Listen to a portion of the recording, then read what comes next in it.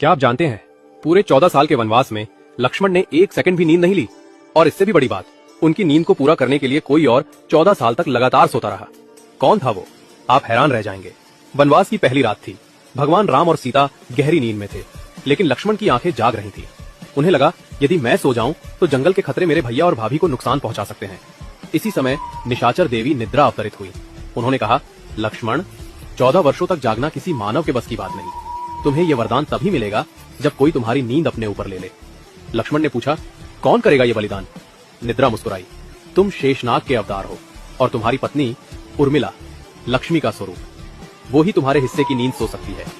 उसी रात उर्मिला सो गई, लेकिन ये नींद सामान्य नहीं थी। ये लक्ष्मण की 14 साल की नींद थी।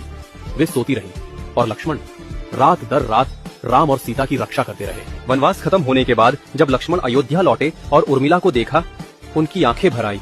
उर्मिला ने आंखें खोली और 14 साल बाद पहली बार मुस्कुराई। लक्ष्मण ने कहा, तुम्हारे इस त्याग के बिना मैं इस धर्म को निभा ही नहीं पाता।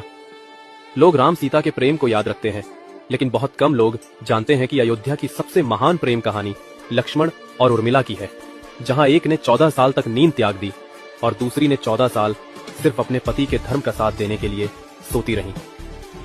ये कहानी हमें सिखाती है